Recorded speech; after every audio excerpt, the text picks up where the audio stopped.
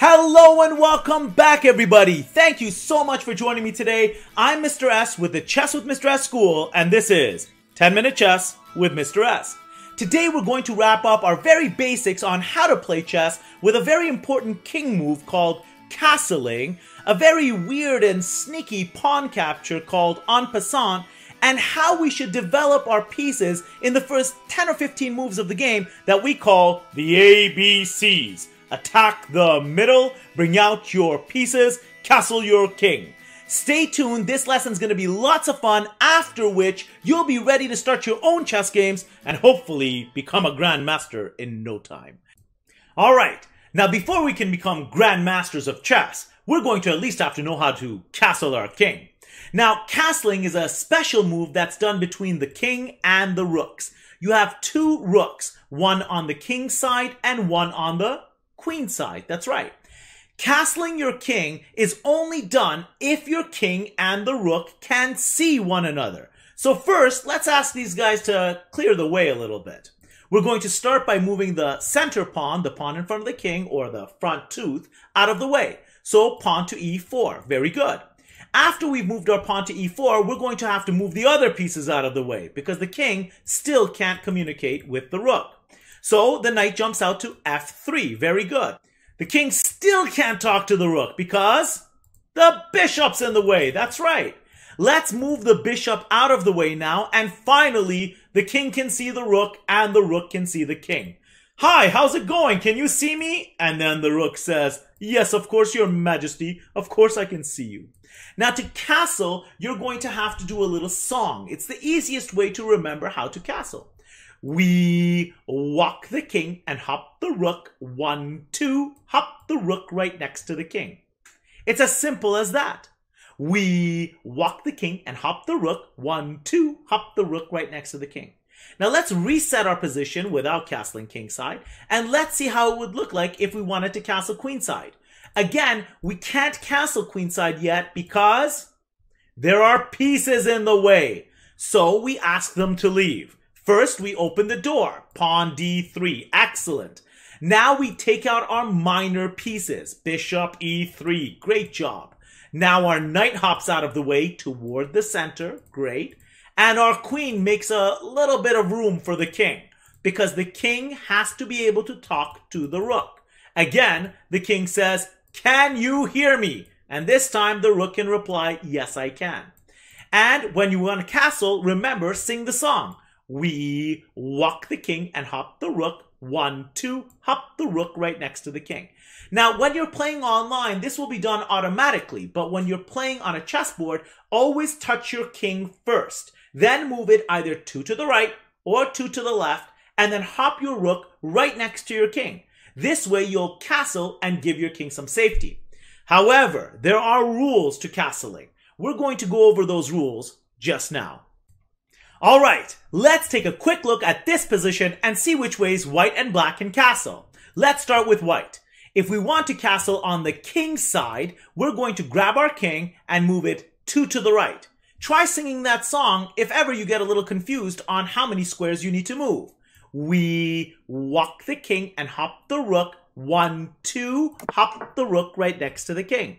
If I want to castle queenside, it's the same story. We walk the king and hop the rook. 1, 2, hop the rook right next to the king. Now let's try castling for black. Let's try kingside castle. We walk the king and hop the rook. 1, 2, hop the rook right next to the king. It's that easy. Now there are some more rules to castling, so let's take a look at this new rule and see why black might not be able to castle.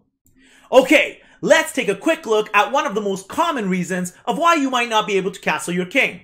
In this game, instead of castling his king, white decided to move the king to e2 and get a little fresh air outside.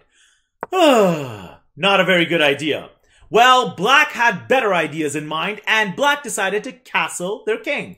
We walk the king and hop the rook. 1, 2, hop the rook right next to the king. Excellent. In this game, white decided to get a little jealous and said, I'm going back here to e1 so I can castle too. Black played pawn c6, just making a pawn move. Now white wants to castle either kingside or queenside. Let's give it a try. We walk the king and hop the rook. 1, 2, hop. We walk the king and hop the rook. 1, 2, hop. Let's try queenside. We walk the king and hop the rook. 1, 2, hop the rook. 1, 2, hop the... You can't castle the king, unfortunately. You've already moved it. If you move your king, you can never castle that king again for the rest of that game. However, you can still castle in your future games. Don't worry, that only applies to one game, not the rest of your games for the rest of your life, of course. Now we're going to go over another rule of why you might not be able to castle your king. So, if you move your king, you won't be able to castle again for the rest of that game. Try making your first king move a castling move instead. Now, what happens if we don't move our king, but we move just one of our rooks instead? Can we still castle with the other rook? Let's find out. In this position, white takes the rook and goes to g1. Black takes the king and castles on the king side. Very good. White takes the rook and goes back to h1 and says, I'll castle on the next move. Black plays pawn h6, creating a fire escape for the black king. We'll go over fire escapes in a later episode. Here, white decides to grab the king and castle on the king side. Can they do it? We walk the king and hop the rook. 1, 2, hop. 1, 2, hop. 1, 2, hop. Well, of course you can't castle on the king side. You've already moved the rook. But can you castle on the queen side? Let's find out. We walk the king and hop the rook. 1, 2, hop the rook right next to the king. Excellent. Because we haven't moved this rook yet, we can still castle. If we do end up moving the rook on a1, and let's say we move it to b1, and let's say black copies us and moves to b8, and now we move back to a1 and black copies us again and goes back to a8. Can we castle on the queen side or king side? Let's see. 1, 2, nope. 1, 2, nope. Because we've moved both rooks, we've lost the right to castle for the rest of that game too. So, don't move your king unless you want to lose the right to castle. Don't move your rooks if you're planning on castling with that rook on that side. Now let's go through just a few more rules and then we'll be ready to start playing soon. Okay, let's take a quick look and see what happens if white doesn't castle but instead takes the queen to b5 and zaps the king and says, check. Bzz, bzz, bzz. The black king is in check. So, to try to get out of check, black decided to castle. Let's see if he can. We walk the king and hop the rook. 1, 2, hop. We walk the king and hop the rook. 1, 2, hop. Let's try castling queenside. We walk the king and hop the rook. 1, 2, hop. Well, why isn't it working? That's because you're in check. And one of the rules to castling is you're not allowed to castle while you're in check. Let's see what are black's options. Well, black decided in this position to use the bishop, pull the bishop back, and block the check, counter-attacking the queen. Now the queen decided to run for her life. Get me out of here! Now black's turn, and black can very safely castle on the king side or queen side. Let's try king side first. 1, 2, hop the rook right next to the king. And if we're going to castle queen side, 1, 2, hop the rook right next to the king. So in this game, white checked the black king, black blocked the check first and castled after. Let's see another rule that might stop you from castling your king. Alright, now let's wrap up today's castling lesson with just one more rule that might prevent you from castling. In this position, white takes the king and wants to castle on the queen side. We walk the king and hop the rook. 1, 2, hop the rook right next to the king. And black tries to do the same. We walk the king and hop the rook. 1, 2, hop the... 1, 2, hop the... 1, 2, hop the... Unfortunately, the black king can't castle because the rook on d1, you guessed it, is zapping the d8 square. So when the king tries to pass through the d8 square and get to c8, unfortunately, the king has to pass through a check. Bzz, bzz, bzz. So the black king can't castle on the queen side, but still black can castle on the king side. We walk the king and hop the rook. 1, 2, hop the rook right next to the king. Perfect! Now let's take a quick look at our en passant lesson And then that'll be it. You'll know how to play chess from beginning to end, all the rules, and we'll start working on our strategies. Now there's just one more rule we need to learn before we can start playing chess. A funny little pawn capture called en passant. Not a croissant. That's something I like to eat from time to time. En passant is a funny way pawns can capture one another, but only under specific conditions. Let's take a quick look and see if we can learn the quick rules to en passant. In this case, white takes the pawn on e2 and says, super jump. Black says, mini jump. White takes the pawn on e4 and goes to e5, entering black's territory. Here, black takes the pawn on d7 and super jumps right beside the pawn on e5. In this case, because black super jumped right beside the white pawn on e5, white can take the pawn and capture by going diagonally and removing the pawn on d5, landing on d6. Of course, we can get captured by so many different pieces, but that's not the point. At least we could do en passant in this case. Let's take a look and see what happens if instead of super jumping to d5 and getting captured using en passant, what happens if black, say, plays d6, and let's say we play a different move like d4, and then let's say black goes to d5. Can we still do en passant and land on the d6 square with our pawn? Hi-ya! Hi-ya! Unfortunately, we can't. Because the pawn on d5 did not super jump in this case, and instead went one step at a time and then landed on the d5 square, we can no longer do en passant. Let's see, is there another rule to en passant? Well, what if the black pawn says super jump, and let's say we don't capture using en passant. Let's say instead we make a different move like pawn d4. And let's say black now takes the pawn and super jumps to f5. Can we do en passant like this and take the pawn on d5?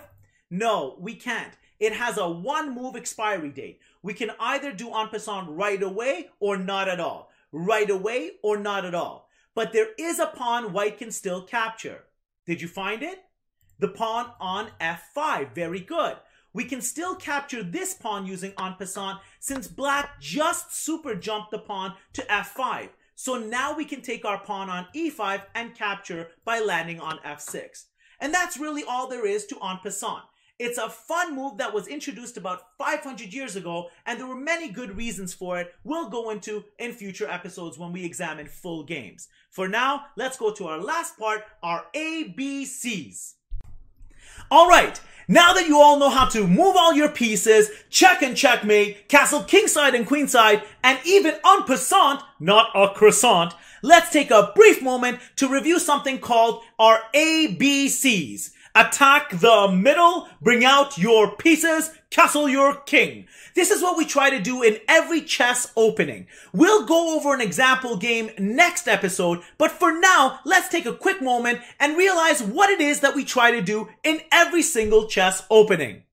Alright, now just like any good movie, every good game of chess has a beginning, a middle, and an end. And the beginning of every chess game is called the opening, about the first 10 or 15 moves or so. And in the beginning of the game, or opening, we try to do three main things. Attack the middle, bring out your pieces, castle your king. ABCs. Attack the middle, e4, e5, d4, d5. Bring out your pieces, the minor pieces are the knights and the bishops, and then make sure to castle the king, either kingside or queenside. Let's take a quick look and see a few moves that both white and black could play to better take out their pieces, castle their king, especially for the safety of the king. Because if you don't castle the king, he won't have a roof on his head. If he doesn't have a roof on his head, it's easier to attack the poor old king. So let's take a quick look at this game. Now in this game, we're just going to make about 12 or so moves for both white and black to see what a good opening looks like. Let's take a look. Here white takes the pawn in front of the king and super jumps it. This is a great idea because it opens the bishop and the queen so they can breathe. Black says pawn e5 for the same reason.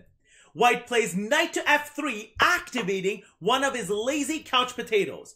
The knights and the bishops, including the rooks and the queens, are all lazy couch potatoes.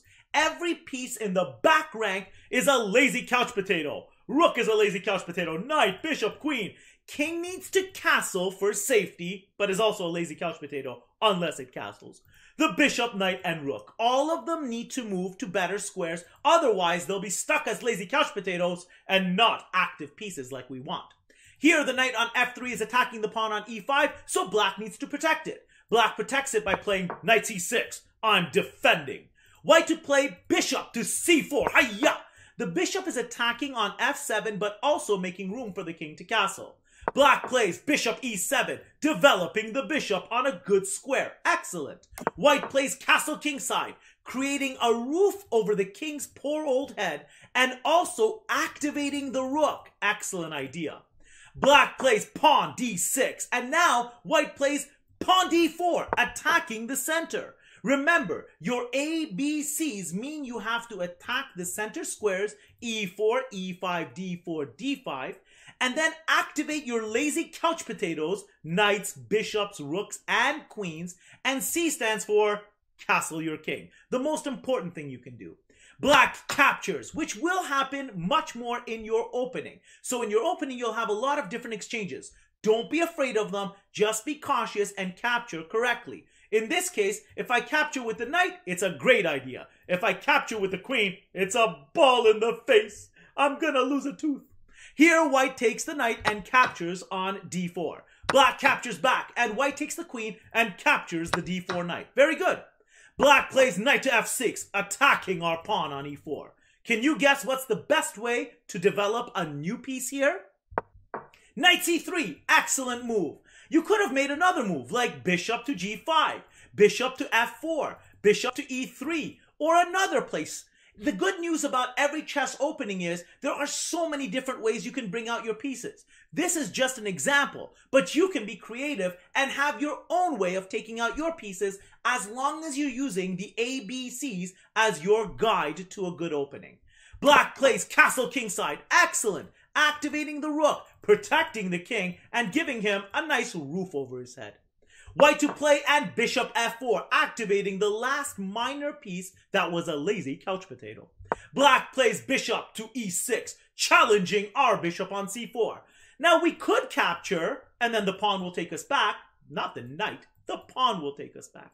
But we don't have to, because if we don't and the bishop takes us, we'll capture back with the queen. You'll make those decisions in your own games. Here it's white to play, and white's rooks are now connected. That's excellent. Connected rooks are rooks that can see each other and talk to one another. This means that our development is now complete, and we want to move just the last lazy couch potato that we have, the rook on a1. So we move it to a better square like d1, for example. Now it's black's turn, and black moves the queen to d7, and will later move this rook to another square so that we move the last lazy couch potato. And with that, we've completed our opening, and that's all that there is to it. Now, next week, we'll be going over a full game and learning how to attack our opponent's castled king, attacking the middle, and better developing our pieces. I really hope you guys enjoyed today's lesson. It's been a lot of fun for me. I hope to see you again for our next one. Until then, say hi to your moms and dads, be good to your brothers and sisters, and everyone else at your house. Thanks so much, everybody. Bye-bye. Hey everyone, thanks again for watching today's video. If you liked the video, please share with your friends and family, and please remember to hit that like and subscribe button as it really helps the channel. Until next time, please remember to practice and have fun.